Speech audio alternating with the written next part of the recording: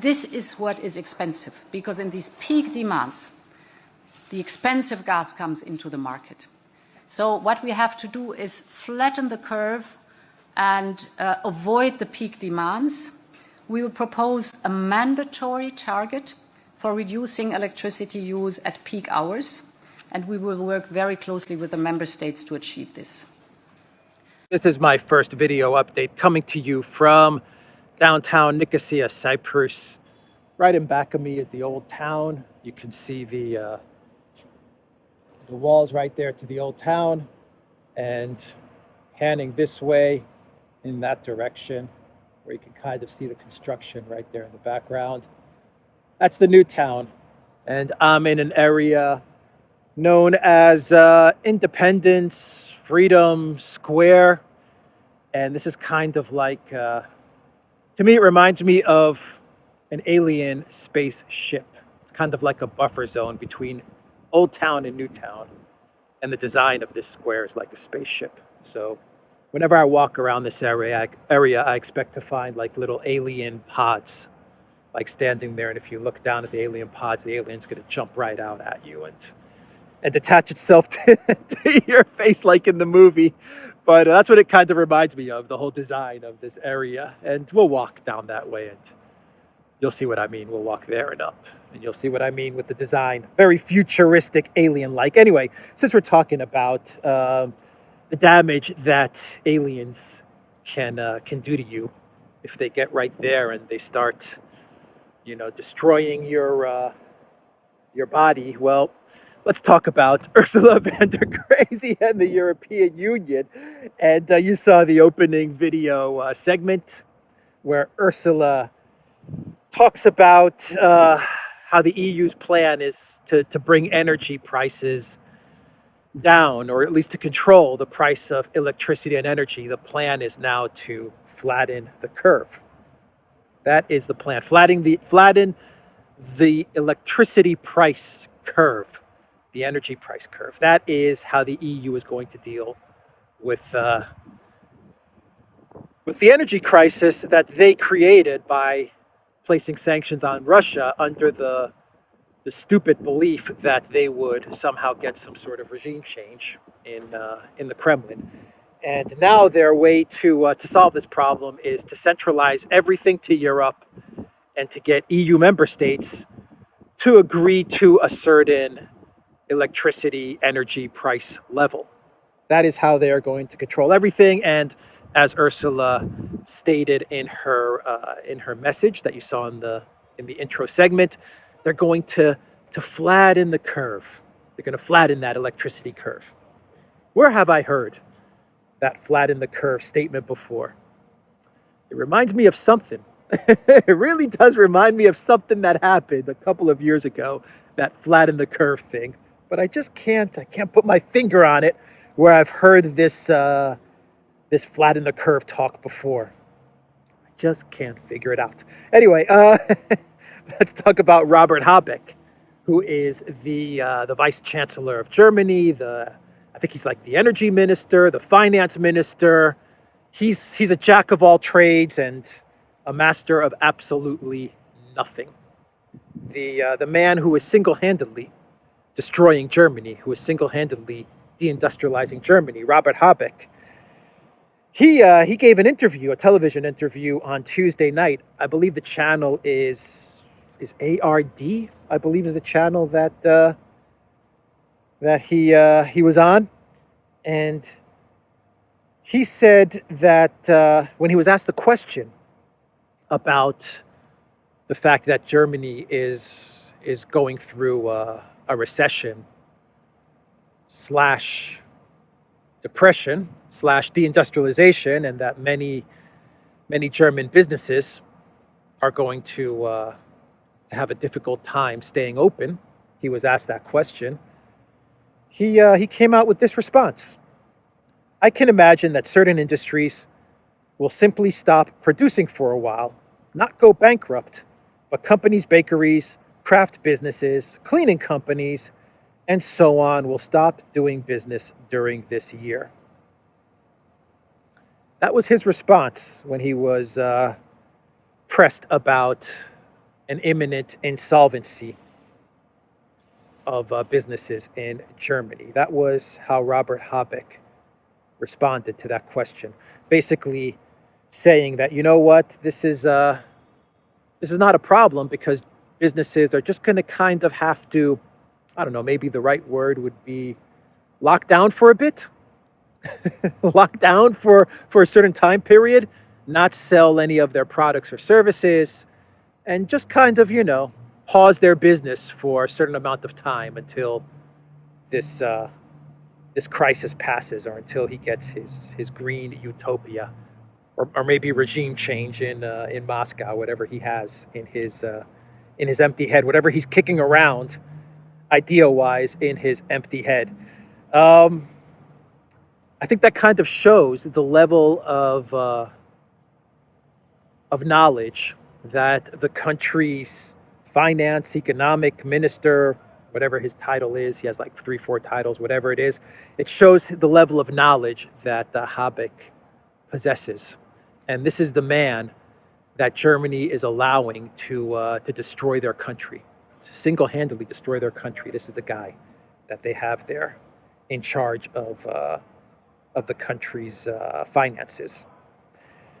Opposition parties, opposition politicians, a lot of the German industry, they criticized Habeck, obviously, and they said that he has no grasp of reality, and rightly so. He has no understanding how life works if he believes that businesses can simply just pause for 6 months or for a year because no one's buying their products or services, and because the prices that they're paying to keep their business afloat, specifically the price for gas and for electricity, has tripled, quadrupled, gone up 10x.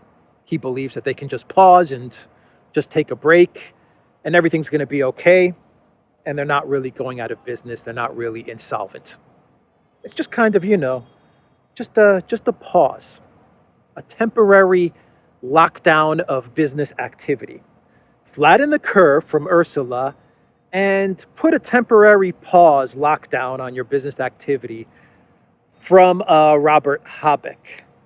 It was on German broadcaster ARD-TV, by the way.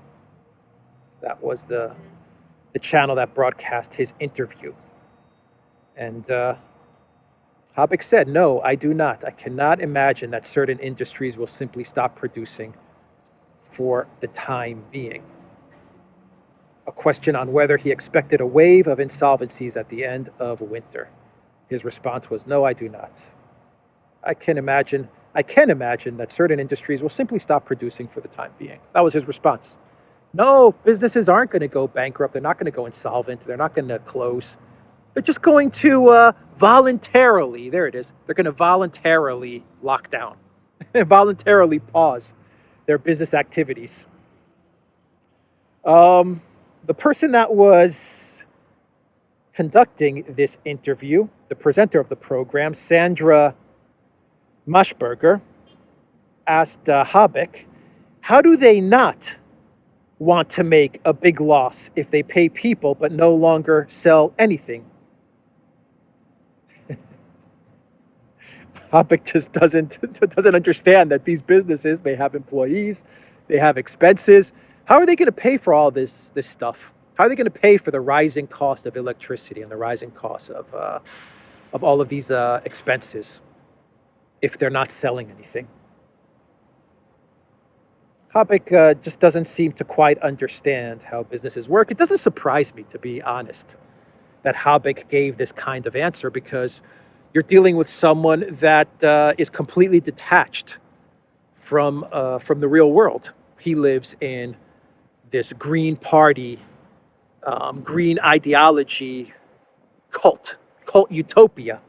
And that is why in his mind, he believes that deindustrializing in Germany is going to be better for Germany and for the world in the next 20 years. And what Germany has to go through now is just a transition period, this deindustrialization for Habeck and Annalena Baerbock, by the way, who's also a Green Party member. This is just a transition. This is temporary. And this is what we have to go through in order to reach our religious paradise of this green utopia. So, for Habeck, he has no understanding of how businesses work on a day-to-day level. He just thinks you can just kind of pause these businesses and everything's going to be okay. You can revisit this business 6 months down the line. It's no problem. No big deal. They're not going to go bankrupt. They're just going to pause. That's how Habeck sees things. And about paying employees and paying expenses. Businesses have to do that? Really? I didn't know that. That's Habeck. That's what's going on in his mind. Really? Businesses actually have to pay for heating and electricity? I had no idea. So if they don't sell anything, they can't pay for stuff. Huh. That's interesting. This is Germany's minister of everything. He's like the minister of everything. Oh boy. How is this guy still in office? How does this guy hold a government post? That, I think, is a real clown world, by the way. How does Germany allow this guy, this one person, and his partner in crime, Baerbock, how do they allow these two people to destroy their country in such a way? To make matters even worse for Europe, this is how clown world everything has become at EU headquarters. Ursula von der Crazy, she is actually considering, she actually threw it out there, that perhaps they should not only put a price cap on Russian gas, but maybe, just maybe, they should also put a price cap on US LNG coming into the EU. First of all, price cap Russian gas all you want, Ursula, because there is no more gas coming to Europe. So go ahead, price cap away. Price cap like crazy, because the gas is not coming to Europe. So what as Hillary Clinton said, what difference does it make? Quoting Hillary Clinton, put a price cap on Russian gas. What difference does it make? But putting a price cap on US LNG, that's going to work out really, really well. Brussels is examining the possibility of a price ceiling on all gas imported into the EU, including liquefied natural gas. European Commission President Ursula von der Leyen said on Wednesday, LNG is scarce and can be rerouted to different regions. We want to stay competitive for LNG suppliers, but make sure that the prices we pay are not extraordinarily high, but in a decent range, she told reporters. EU countries mostly import the costly LNG from the US and Qatar, using it to diversify gas imports in light of shrinking supplies from Russia. However, some analysts warn that producers might not be eager to supply the fuel to European countries if their profits are capped. Von der Leyen noted that enacting the proposal is not imminent and that it would be discussed further at a later date. That's going to work out really well for the EU, putting a price cap on US and Qatari and other LNG coming into the EU. That is going to work out really, really well. Let me find this chart here. Let me put up this chart. Take a look at this chart. It's in Russian, but basically what this chart is saying is that right now the EU is able to fulfill their energy requirements, their gas requirements outside of Russia at the clip of around 37.2%. So they have about 37.2% of their gas requirements fulfilled. This is outside of Russia, not dealing with Russia. But because they've sanctioned Russia and no gas is coming into the European Union from Russia, the EU now has a 62.8% hole in its energy needs. And that was a hole that could easily be filled by Russia, by Nord Stream 1, by Nord Stream 2, but now they don't have any way to fill that hole. So they can fill 37% of their gas needs. That can be substituted by the US, by Qatar, by African countries, Algeria, whatever. They can substitute that. It's going to be much more expensive, by the way, because you're talking about LNG. So while you'll get the gas to Europe, you'll get 37% of your gas to Europe via LNG. It's going to push out the competitiveness of European industry, of EU industry, because that price is going to come, that gas is going to come at a higher price, which means that it's going to make companies in the EU uncompetitive. They're not going to be competitive anymore. But you will be able to keep 37% of the EU warm. That other 62%, well, that's quite a big hole. It used to be filled by cheap, reliable, dependable, steady, right next door Russian gas. And now that is no more. That is a big hole to fill. A very big hole to fill. So the Eastern Economic Conference that took place in Vladivostok in Russia, we have a lot of activity taking place there. That is the real war. You want to talk about the real big picture war that is taking place? Well, it's the economic war. It's the new financial architecture, the new financial system that is being built up as we speak. It's moving away from the US dollar. It's building new financial institutions. It's trading outside of the dollar. It's stuff like the Mir card and moving money outside of SWIFT. That is the real big picture war that we need to be looking at. And I want to read you some summaries as to what took place at this conference. And I'm going to read you a Telegram message posted by the Telegram channel, the Paradigm Shift channel. And I think this channel does a really good job of highlighting the paradigm shift. And that's what we're seeing. We are seeing a paradigm shift take place. And let me read you what they say at the Economic Forum in Vladivostok. Gazprom says they will move payments for gas exports to China away from the USD, euros, and shift to rubles and yuan, split evenly. This will take effect immediately for its contract with China's National Petroleum Corp, the CNPC. Russia started pumping gas to China through the 3,000-kilometer Power of Siberia gas pipeline in late 2019. Power of Siberia 2, feasibility study completed. Turkey to pay Russia for gas partly in rubles. Turkey to pay Russia for gas partly in rubles. Iran and Russia unifying banking systems for trade in ruble-real currency pair. Russia designates exported grain and sunflower oil under ruble-only payments. Ruble-gold interchangeability mechanism helped ruble to become the Q2 2022 world's best-performing currency and is a strategy to keep gold inside of Russia. Ruble-yuan trade up 1,067% in Q2 of 2022. And Bulgaria, Poland, Finland, the Netherlands, and Denmark, Russian gas has been cut off for failure to pay in rubles. That is just a snapshot summary of some of the stuff that is taking place and some of the deals that were agreed upon in Vladivostok.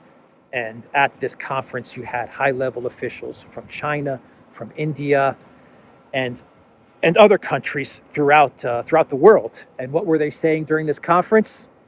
They were talking up this fair world order, cooperating with Russia, cooperating together with BRICS, and conducting business outside of the collective West.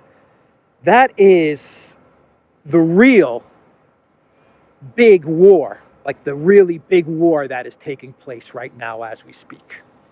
If you had told me 6 months ago that when Russia initiated its special military operation on February 24th, that in 6 months we would be seeing the definitive decline of the US dollar, that we would be seeing the collapse of the European Union, that we would be seeing the deindustrialization of Germany, that we would be seeing the demilitarization of Europe, of NATO. If you had told me this 6 months ago, I would have said, what are you smoking? But 6 months later, here we are. Here we are. And Putin noted as much during his speech that he gave. He gave a very lengthy speech at the Eastern Economic Forum, and he talked about this fair world order. He talked about how the Western elites, they don't care for their people.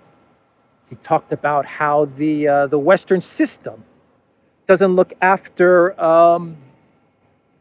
the rest of the world. That 15% of the world that now controls the financial architecture and all the institutions. Putin talked about how they don't care about countries that are in need, and he referenced the issue going on with grain right now, and how all the grain exports, 97% of all the food and grain that is exported out of Odessa is going to Europe, and how countries that are in need are only getting about 3% of this food. He used that as reference. And so Putin gave a very lengthy, very detailed speech, and he talked about all of these things. He talked about how Russia is ready to cooperate with all countries and all areas outside of the collective West, and Russia's open for business, and they're ready to work outside of the system and to engage in a beneficial type of cooperation. And Putin made it he made it a point to say Russia is ready to cooperate with other sovereign nations. He stressed the word sovereign, because how are you going to cooperate with countries in the European Union when you know that none of those countries are sovereign? So I thought that was those were interesting statements from the Russian president, and yeah, that's the big battle. That's the big tectonic shift that is taking place. Actually, I think Putin even used that word, that we are seeing a tectonic shift in the global world order. I think he actually used those exact words. So with that being said, let's here we go. Here's a title: Trust in the dollar is gone, according to Putin. I was just surfing right now, and boom, surfing the web, and boom, that title came up. Western countries have undermined the foundations of the global economic system. There is a loss of confidence in the dollar, the euro, and the pound sterling as currencies in which to conduct transactions, hold assets and reserves, Putin said at the 7th Annual Eastern Economic Forum in Vladivostok. Step by step, we are moving away from the use of these unreliable, compromised currencies. And by the way, even US allies are gradually reducing their savings and payments in dollars, according to statistics. I will note that yesterday, Gazprom and its Chinese partners agreed to pay for gas in rubles and yuan in a 50-50 split, Putin said. So there you go. There you go. So let's talk about the special military operation and what's going on in Ukraine. Let me give just my quick summary as to how I see things. And once again, if you want to get a more detailed geopolitical military view of things, because that's what I really think these two gentlemen do. They give a geopolitical military view of things taking place right now in Ukraine. Then absolutely go to Alexander's channel. I will put a link down below for that, and then go to Brian's channel, The New Atlas. The New Atlas, and definitely go to that channel as well.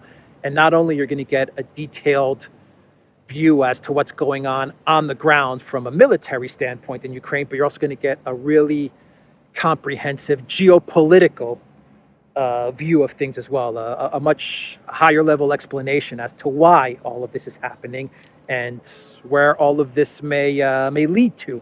So I'm going to give you my 5-minute summary as Alex, as a guy with a camera that walks around various places in the world. This is how I'm seeing things right now happening in Ukraine. The Kherson counteroffensive was a bust. I consider this Kherson counteroffensive to be a big loss for the Zelensky regime. A lot of Ukraine military died for no reason, in my opinion. Thousands upon thousands of Ukraine military, some of the best fighters, lost their lives, and I still don't understand for what. There is fighting that still is taking place in Kherson, but from what I understand, the situation has been brought to a very stable level by the Russian military, if not even a level where it's now in the Russian military's advantage. They may even be encircling a lot of Ukraine forces in the areas of Kherson as well, and some of the salients that the Ukraine military pushed through into it. Looks like that may have been, I'm saying that may have been more of a trap than anything else, and those soldiers, if they don't get pulled out, those Ukraine soldiers, if they don't get pulled out of that salient, then they will effectively be encircled and annihilated. That's that's my summary there in a very brief nutshell, a very brief summary there. In Kherson, it did not work out well for the Zelensky regime at all. What is happening in Donbass? A lot is happening in Donbass, and there is fighting in Donbass, and the Russian military is making progress. The Wagner Group, they announced yesterday that they have full control. This is confirmed. They have full control of the town village of Kodema, and this is an important town and village, and it sets up the eventual attack and takeover of Bakhmut, which is a very important highway in the Donbass. And so the Russians have made significant, I would say it's significant, important, let's say important progress in the Donbass. And this town that has been captured is confirmed. And now you're going to be looking at more advances towards Bakhmut, I imagine. But, isn't it funny how no one really talks about the fighting in Donbass and Donetsk? One thing that the Kherson counteroffensive did manage to do is it managed to take away attention from the Ukraine military losses in Donetsk and just shift them over to the narrative of the great Kherson counteroffensive, which did not go over too well, which is why we have to talk about what's happening in Kharkov, in the northeast, in the Kharkov Oblast, and Balakleya, this town of Balakleya, where it does look like the Ukraine military at the moment has achieved some success on a territorial gain. It seems that they have pushed through to take over about 30 kilometers of territory in their advance, territory that I understand was not really being contested to begin with, but it was Russian-held territory, but it wasn't being contested, and the Ukraine military has pushed into that territory, though they have been unsuccessful to take over the actual town of Balakleya. They haven't been able to do that just yet. There were reports that the Russian military in certain areas was under the threat of being encircled. But from what I gather at the moment, the Russian military was able to prevent that encirclement. And I don't want to say 100%, but the reports that we're getting, if they are true, if they are confirmed, it does look like that those troops who were facing encirclement have been reinforced or pulled out of that area. In other words, the fear of an encirclement and an annihilation, if the reports are true at this moment of Thursday morning, it looks like that danger is no more. But Ukraine does appear to have caught the Russian military off guard. Maybe not. It does look like it. And they have been able to advance significantly in this area, though they have not been able to capture this city of Balakleya. Now, Alexander, in one of his videos yesterday, he made an interesting point, saying that it looks like the Russian military has received orders to stay in this area. Well, actually made two good points. The first point he made is that a lot of the fighting is taking place, is being conducted not so much by the Russian military up until now, not so much by the Russian military, but by the Donbass militia. And now the Russian military is coming into the theater of conflict. Now the reinforcements are coming from the actual Russian military in Balakleya, in this area, the Kharkov Oblast. So I thought that was an interesting point. But the second point that he made in his video, which I thought was also interesting, is that it looks like the Russian command has told whatever forces are in that area to remain, where usually the Russian military is much more mobile, and if they feel like it's a question of territory or people, they always choose to cede territory and then come back, save the people, cede the territory, and then come back and retake that territory, which is very, very smart, because Russia is fighting this war against the NATO, this NATO proxy, the Ukraine military. They're fighting this conflict with only about 10% of their actual military might. So they're much more mobile, they're much more nimble, and of course they always choose people over territory. You can always get territory back, but you don't get people back. Where it seems like Ukraine has taken a different approach, where they're looking at territory, and it's okay if we lose thousands and thousands of people because we need to show territorial gain. I'm going to get to that story real quick, why it's so important for Ukraine to show territorial gain. But anyway, I thought that was an interesting comment from Alexander, that the Russian command in this instance seems to have told the Donbass militia and the forces under their control to just sit tight, and reinforcements are coming. That's how it looks. But things can change as the afternoon goes on. Things can change in one direction or another. It can change in the benefit of Ukraine, or it can change in the benefit of Russia. So we'll monitor this as the day goes along.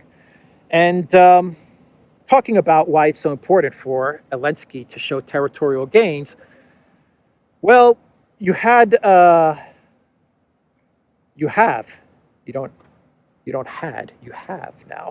the conference that is taking place among allied military officials in Germany, in Ramstein, Germany.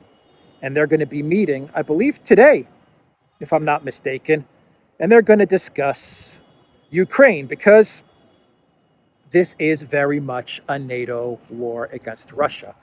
Now, Russia may be calling this a special military operation, and they haven't declared war on Ukraine. We have to remember that Russia has still not declared war against Ukraine. But the other side, NATO, they see this very much as a war against Russia, and they see the Ukraine military as a NATO-trained, NATO-equipped, NATO-funded, Collective West-funded, Collective West-equipped military that has been charged with the task of fighting Russia.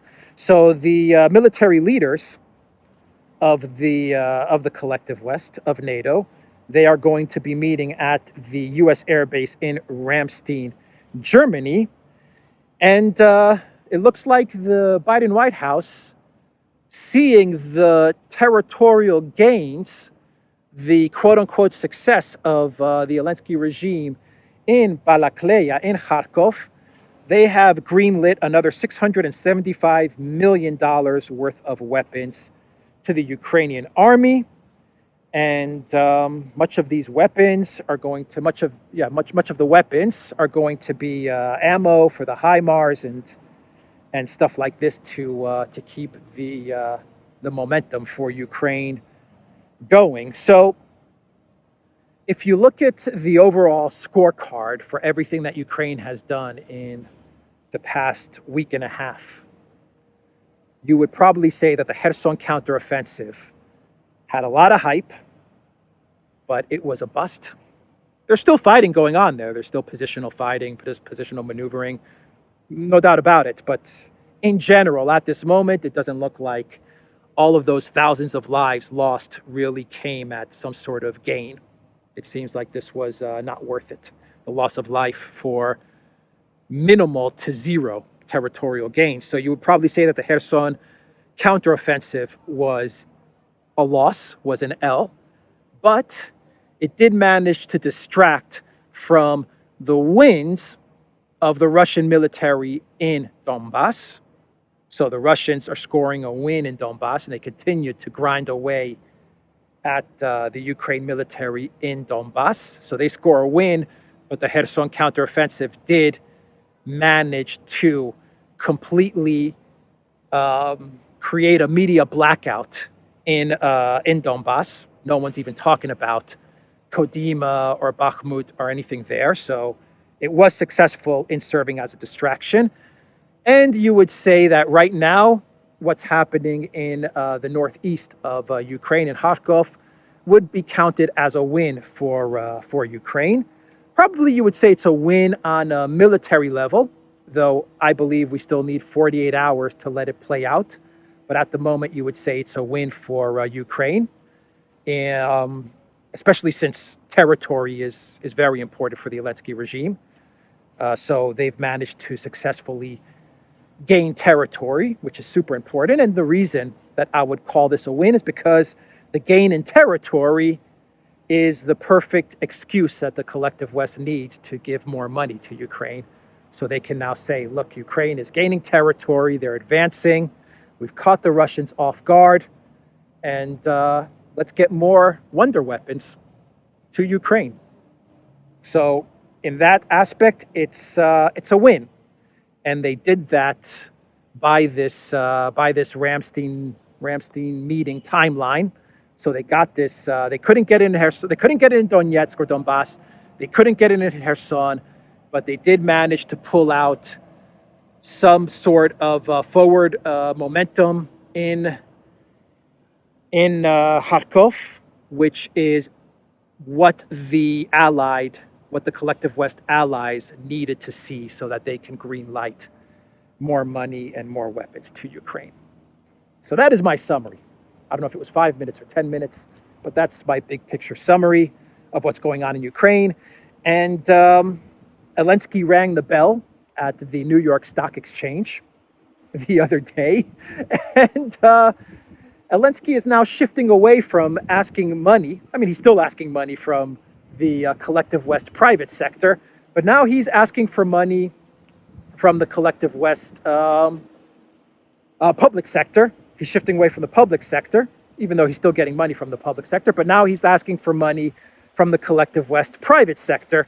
And so the stock exchange in New York, they had Zelensky there to give a speech and talk about freedom, and then to ask for money from companies, and he actually got money from a bunch of companies, from a bunch of listed companies as well. And by the way, as he was ringing that bell, I'll put an image up on the screen. As he was ringing that bell and talking to the stock exchange, he was wearing a different T-shirt. He wasn't wearing the green T-shirt. He was actually wearing a shirt which said something like, "We are united for freedom," or "We're fighting for freedom," or something like that. I forget what the T-shirt said, but yeah, he actually finally decided to ditch the green camouflage and wear the private sector business slogan T-shirt.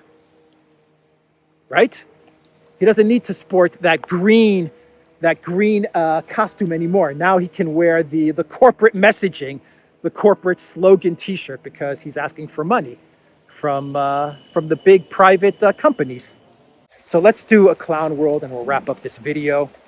And this clown world, that Zelensky story could have been my clown world, but this clown world has to deal with Switzerland, the jewel of Europe, right? The financial jewel of Europe, Switzerland. Well, they announced that if people do not follow their energy guidelines, their electricity and energy guidelines that they're putting in place, they could be arrested or fined up to $3,000. And Switzerland announced that households and businesses that aren't following their energy saving guidelines, well, they're going to actually have police do spot checks. The Swiss government has taken drastic steps to alleviate the energy crisis gripping Europe local newspaper Blick reported on Tuesday. Those who violate the government heating regulations this winter could be given a fine or even jail time, it said. Under the rules introduced in a new government ordinance, buildings with gas heating systems can only warm rooms up to 19 Celsius.